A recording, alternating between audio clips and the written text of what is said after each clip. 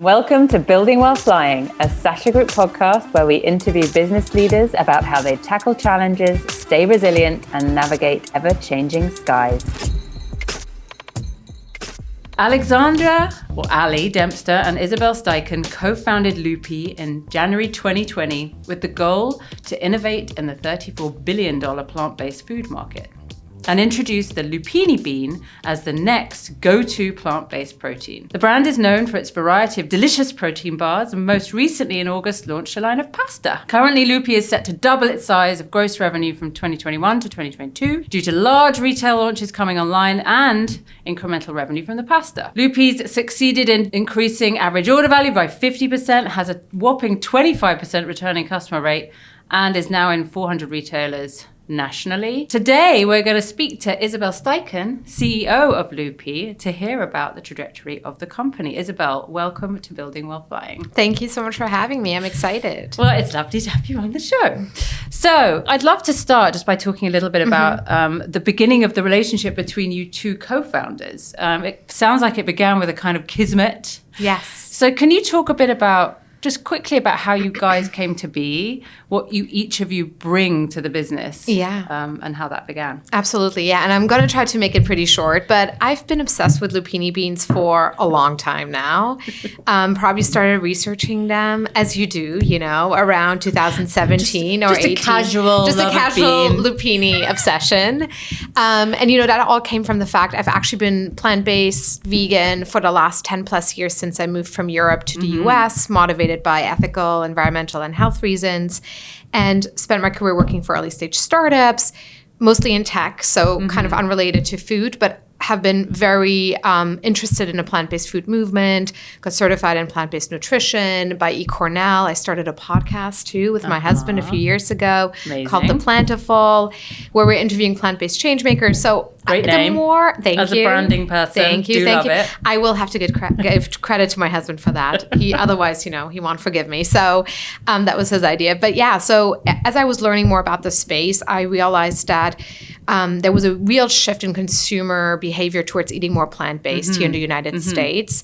And the real driver was health, and the real concern was nutrition, and more specifically protein.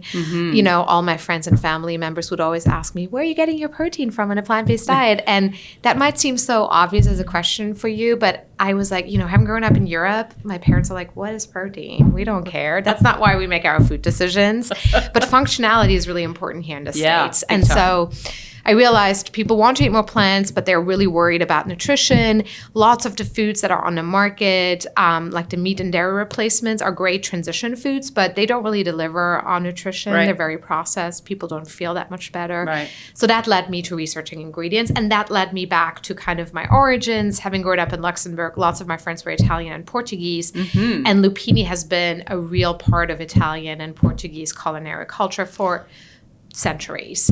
So that's how the obsession started. Fast forward, I decided to quit my last startup job in 2018 in August. Right. Had this idea, went and found this early stage startup studio in Manhattan and kind of pitched them this concept. And they were really excited. But their condition was that I would find a co-founder with complementary skill sets.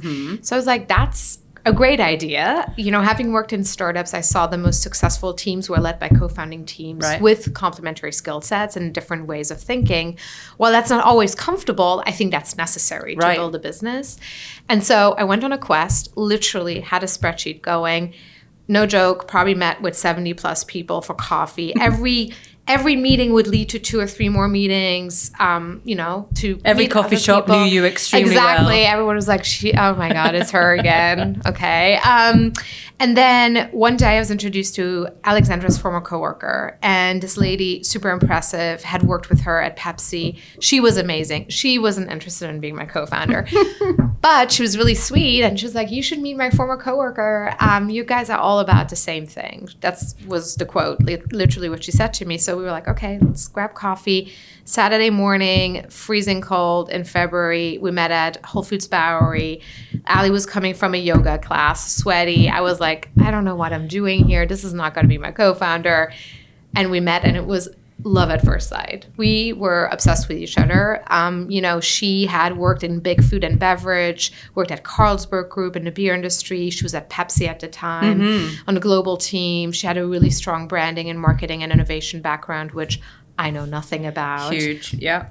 And then she also happened to be plant-based. Finally, her husband is from Europe. I'm from Europe. My husband's American. She's American. So there was like the personal stuff too. And we really hit it off. And the other thing that was crucial was she was kind of thinking about leaving Pepsi. Right.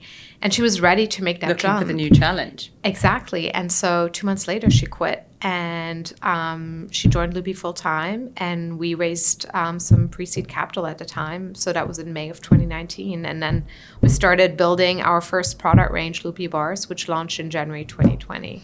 It's a great story of a really complementary pair coming together, where traditionally in this space, the kind of shiny stories is so typically of the sole founder and entrepreneur that represents everything. Right. It's so much harder to imagine that one person can reflect all the skills needed. So this complementarity is super interesting. And then quickly, just so we can just be clear before we jump into the rest of it, plant-based space, lupini beans, high protein. I've done my homework. You gave me some intel. And importantly, whole food. It can be used in a whole food form, so no processing. And you began with protein bars and are now, obviously, now moving into pasta. You launched in 2020. Yeah. Spicy time to be launching a brand new brand. Perfect timing. Excellent. And I know that meant a few real game time decisions for you. Yeah. Can you talk a little bit about how that played out? Yeah. I mean, it's funny. We often talk about, Allie and I, about November 2019, we looked at each other, we're like, oh, everything is going so well. Our branding and packaging was done, and production went great. We started talking to retailers, we're like, we're ready to go. And then February 2020 hit and everything froze up. Right. So not only were we launching a new brand, which is hard during a pandemic, but also we were launching in the bar category, which is actually a huge category and has notoriously been growing over the last decades, except for 2020 and 2021 when it was down by 40%. Because everyone's actually making real meals. Everyone is eating real food. Cooking is, happening again. People are baking bread everywhere. And nobody's going to the gym. Nobody's traveling. Nobody's eating protein bars. So it was a crazy time. And, I think we didn't really talk about it that directly, but there were only two options, which the one was close down the business because we don't know where this is going to go, this pandemic, what are we going to do, or just try to make it work and adapt to the circumstances. And so we went with plan door B. number two, Yeah, plan door B, number two. Exactly. And we decided to refocus the business on direct to consumer, which was very much against our will because we're both big believers in retail. We think that that's where, especially the introducing a new ingredient, the category, it's where it can do a ton of storytelling. We also are more versed in retail. I would say Allie's more versed in retail. I'm more versed in retail. So that was kind of what we were bullish on, but we couldn't do that. Right. So we decided to do direct to consumer. And while we didn't have huge funds to invest on acquiring customers, what we were able to do is build a really solid foundation of consumers that became repeat purchases of the product, that became evangelists, that also became part of our innovation squad. You're kind of R&D essentially, which is basically, and that were also super honest with us. And the bars at the beginning when we launched, they were dry. We had them in semi-transparent packaging. How did we think about this? But the oxygen barrier wasn't strong enough. So they would dry out really quickly because they're very natural products. They're only 5 ingredients, no preservatives. So we went and we changed the packaging. We made some adjustments on the recipe. We added a pinch of sea salt to round out the flavor profile. And we did all of that during 2020 and 2021. And then we started pitching to larger retail accounts again at the end of 2021. And landed Whole Foods and some other really incredible retail partners. So looking back at it now, this was all meant to be. And in many ways, it was a way for us to optimize our product and iterate. I love that that point you just made. I mean, the fact that you were forced into this corner, but the rapidity with which you received feedback about the product. Yeah. And I think the other interesting thing, which you mentioned the last time we spoke, is the there's a degree of forgiveness that happens with early audiences. Yeah. And that's such an interesting thing that, I feel like when we first started, Allie coming from large food and beverage, there is no forgiveness. No. If Pepsi messes something up, everyone is going to destroy them. Twitter, like, breaks exactly. the balls It's over. like, that's the end. If Lupii messes something up, people are like, oh, they're just starting out. And the other difference is, I think we're super transparent and honest, and not Unlike that Pepsi your is packaging not. now. Right. Not that Pepsi is not, but, it's just really important to be super, super transparent and take people along the journey, and people appreciate that. And a lot of people tried the bars at first, and then we sent them an email. We're like, we made recipe changes. Do you want to try it again? And most people are open to that. And so I think that's the benefit of being an emerging brand, is that people are willing to give it a second shot, which is great. I think it's super important as well. We talk a lot philosophically about putting ideas out in market, in advertising and social and content, but you can do the same thing with product if you have the right distribution, you have the right ability to reach the market. And there's that mechanic of hearing back from people that's so valuable. It's almost like a software. I come from software, and it's unfortunately not, the iterations aren't as fast as what you can do with software, but the mentality of saying, okay, let's iterate and test and be transparent. Please come to our Lupii beta. Exactly. Or beta. We'll send you better product soon. And then, obviously you learned a lot, and then you have rapidly moved into the pasta space. So what have some of those learnings meant for how you're thinking about launching the pasta side of things? Yeah, it's a great question. So just taking a step back, you touched on this. Lupini beans are super unique, not just because they are the bean with the highest concentration of plant protein, and they're complete protein, so have all 9 essential amino acids. They also have more fiber than any other bean that's out there, more fiber than most grains like oats, and they're naturally low in carbs. This trifecta that these beans can deliver on, no other plant-based protein can deliver on. And that makes them really poised to go into various aisles of the grocery store, because we know there's a lot of sections of the grocery store that are kind of lacking nutrition, that are low in protein, low in fiber, maybe super high in processed carbs. So we always had the vision to go into different aisles and meet consumers at different day occasions throughout their journey, throughout their day. And one of the categories we started looking at last summer was pasta. We had looked at some other categories as well, and we think pasta is a really interesting next move for us. The bars are a snack product. They are a great grab and go. A lot of our customers actually eat them also complementary at breakfast or as a dessert even, because our chocolate chip flavor is more on the indulgent side but delivers nutrition. But then pasta is a center of the plate kind of occasion. Totally. It's a staple. It's also hopefully recession-proof, right? So and everyone's afraid of carbs. Exactly. Everyone is afraid of carbs. And so what are we doing? We're coming into this alternative pasta space that has been driving the growth in the category, and we're not only doing what lentil or chickpea pastas are doing on the protein side, but we're more fiber and way lower in carbs than anyone else. So that's why we're excited about this category. So there you are launching with pasta. I think, we've talked a lot about the functional attributes of the lupini bean, and a little bit about your background of plant-based and a real evangelism that clearly comes from you. I'm sure the same is true of Allie.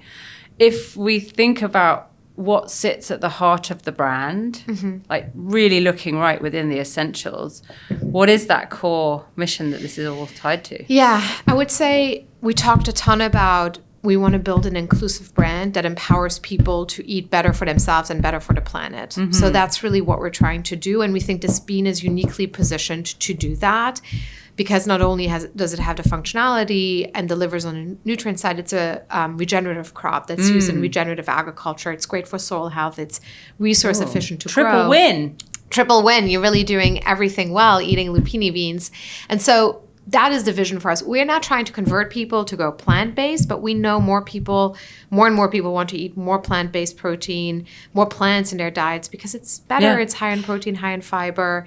And so that's really what we care about doing. And we care about doing that in the most transparent and honest way as we can, taking our consumers along for the journey. And I like how you carried through the podcast name through to that statement of living life more plentifully. Exactly. That is the vision. It's funny because when I think about my own, dance with plant-based. You know, I'm not ready to go full vegan. That's definitely the case. But, you know, I've also looked for ways in which you can make a quick decision that doesn't require tons of, you know, confusing cognitive decision making in the middle of the day. Right. And I have like a plant-based soup that I always go to for lunch, but the idea of a staple you can just always pull from the cupboard. Brilliant.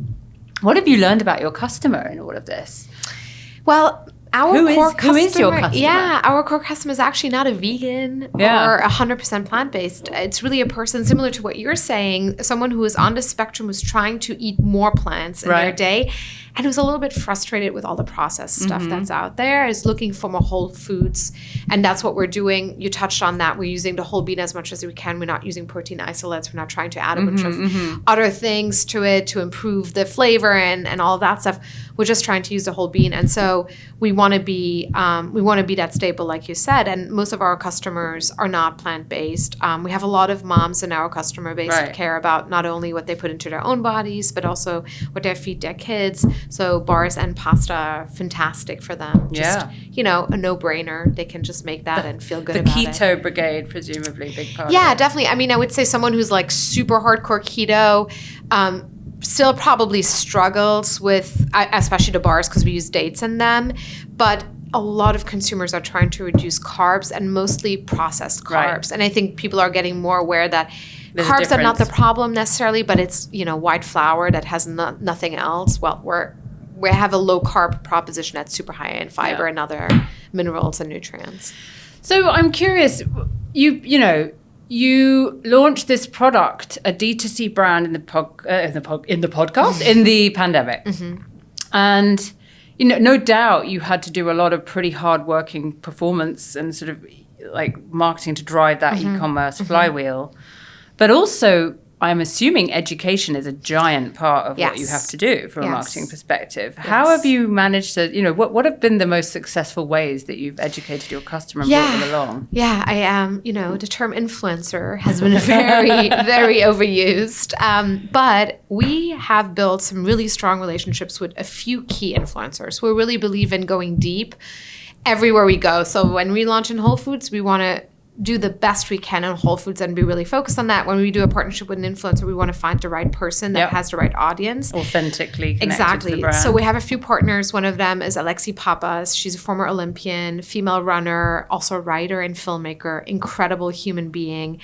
I wrote her basically like a love letter when I saw her run the New York Marathon last year, because I'm a runner too, and she talks a lot about mental health. So there's a lot of personal stuff there. And I reached out to her and told her about, you know, my own journey and then also Lupii, and she was super excited. So she's become an official partner of the brand. So Alexi's audience, you know, is the type of consumer that we want to appeal to. And she has obviously strong relationships with her audience, which she's built through her own personal journey and the book that she's written and this movement that she started around Bravey. So those are the types of partners that we've been working with. And we can go really deep with those partners, and they are real believers. And being a small brand, business. you can have this really meaningful. Exactly. It's not just another big, you know, partnership where we throw millions at someone. No, we don't have those budgets, but this partner like Alexi or some of our other influencer partners, they deeply believe in the brand as well, which is really exciting, and a unique position that we're in as an emerging brand. So would you say you're going for more of the quality over quantity approach to influencer? I think in general. I feel like that's one of, you asked about learnings before, and jumping back to that has been my biggest learning in this journey starting this business. You know, I feel like having grown up in startups, I've been raised by startups. Allie and I talk about this all the time because the largest company I've ever worked for was 50 people. She's worked for Carlsberg and Pepsi, giant corporations. I'm like, what? Like, but I used to think, just go fast and do a lot. And, you know, that's the way to do it because that's kind of what I was raised by professionally. But I've learned building this business and being forced to pause more because of the pandemic, that going slower, more thoughtfully, and finding the right partners in all respects, you know, whether it's investors, customers, you know, as in retailers, influencers, marketing partners is really important. And that takes time. It really takes time to build a great business. It makes so much sense. I love how you put that because it's so obviously a thread that comes from, you know, day one of finding a co-founder. Right. Right. That's right. It's, you know, the intentionality and the thoughtfulness that comes with each piece of building the business and the payoffs of having made those pauses. Yeah. And at the end of the day, you know, you know, down the line, especially when you're going through investment rounds and you have more people to answer to, it's going to be harder to do that. So exactly. now, when you can be truly in control of the pace of the growth of the business to some degree. Yeah. Building the foundation the right way. Yeah. So important. Yeah. So the customer return rate, 25%, really good, even for a small pool of early customers. What do you think is at the core of that? I think people love the product. You know, our core customers are kind of, they're seeing a lot done with soy and pea protein and isolates. A lot of our consumers have moved away from bars because they think they're so overly processed. So we're bringing an incremental customer back to the category, which is exciting because we're a simple ingredient proposition, but a powerful nutritional proposition. There's that part. There's also a dedication to sustainability. And, you know, that is like one thing that keeps me up at night. When we launched the bars, I did so much research on packaging. I was like, we're going to use compostable packaging, really sustainable. Oh, it's tough. Here's the reality. First of all, there's no infrastructure in this country to backyard compost wrappers for bars. It doesn't exist. Most of compostable packaging needs to be composted in industrial facilities. No consumer is going to go and Google drop it off in the random industrial box. Exactly. That's just not how it happens.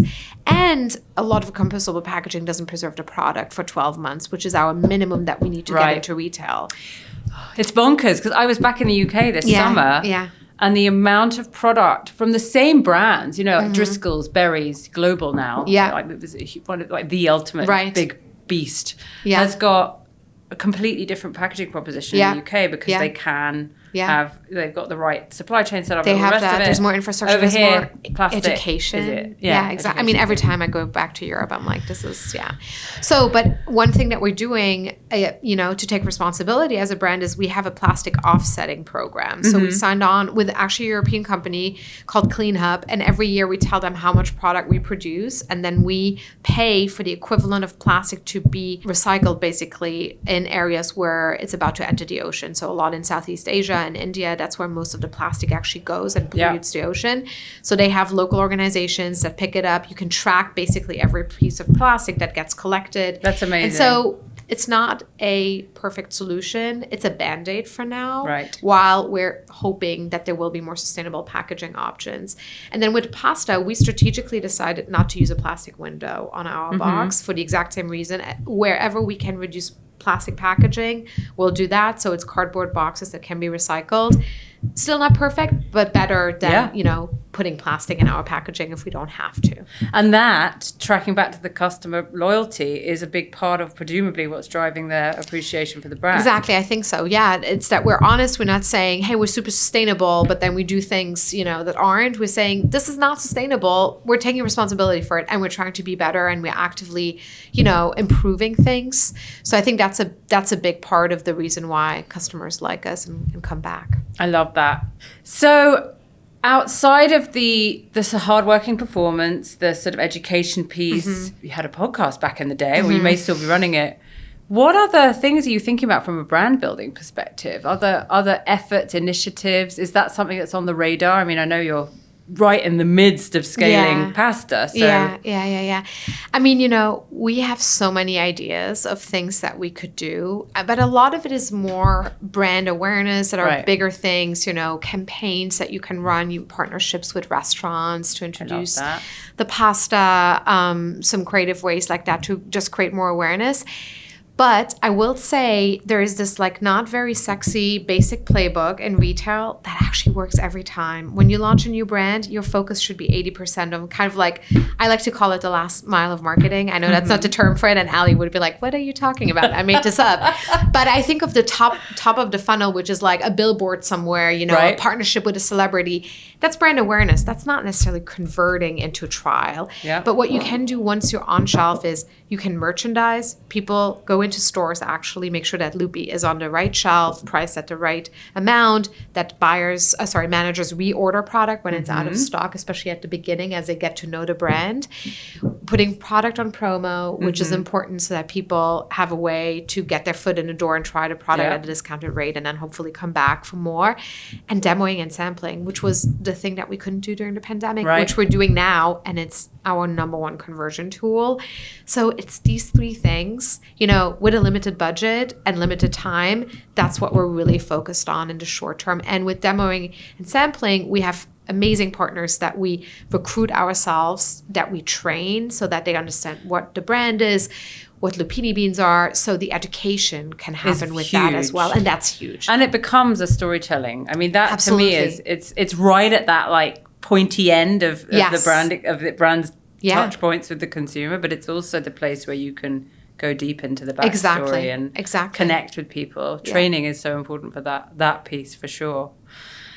Love it. So my question was going to be about what marketing channels are most powerful for you right now, but it does seem like that that's what it is. It's also kind of the previously not switched on. You like turn it on and suddenly everything doubles. Yeah, exactly. I mean, it's crazy. It's just, I feel like now that I think we weren't even able to sample our product for like a year and a half, basically during the pandemic. We would still donate product to events, but nothing was really happening. So now when we're able to do all of that in store, you know, I love going to demos. Unfortunately, I can't be at every single one because I don't have more than 24 hours in a day, but I love being there. I love hearing customers. I actually don't like telling them that I'm the founder because then, you know, everything is kind of distorted.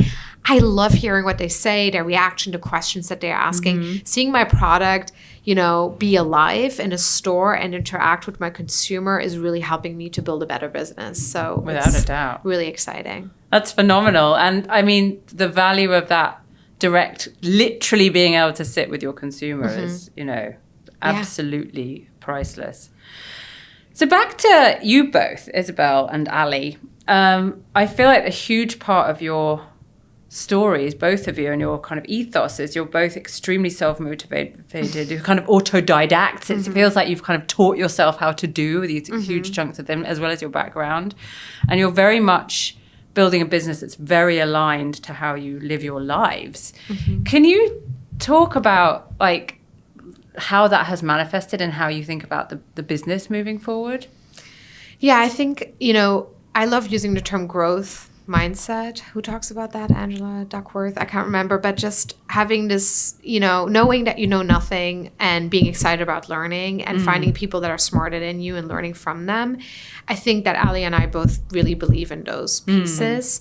And that's how we want to build the business, you know, surround ourselves with advisors and investors that are smarter than us, that have done great things and built great businesses. And we have fantastic advisors and investors that have done exactly that. So that's the way we think about building the business is really, you know, what you said at the very beginning, like the solo founder, like I can do everything.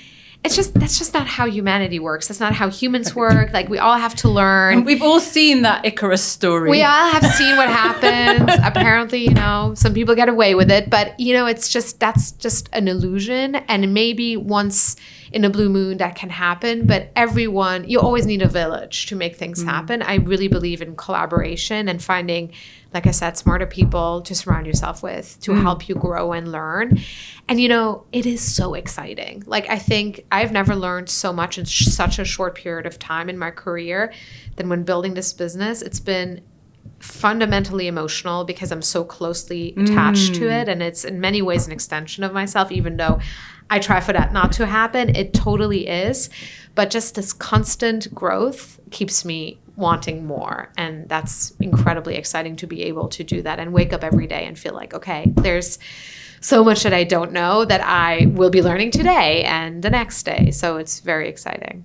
I love that. And it's interesting. I'm going to completely blank on where I read this, but somewhere probably on LinkedIn recently was reading about, you know, the shifting in opinion about the emotional workplace. And at the end of the day, work is an emotional thing. And it is something that you bring your whole self to. Yeah. And you need to be, and it's a great thing to be driven by those passions in a way. And so like galvanizing that and finding ways to continue to grow that. It sounds like you guys have done that hugely. Exactly. And I think about that all the time, how grateful I am that this is what I spend so many hours with every week, you know, versus doing something that I might not care about so much.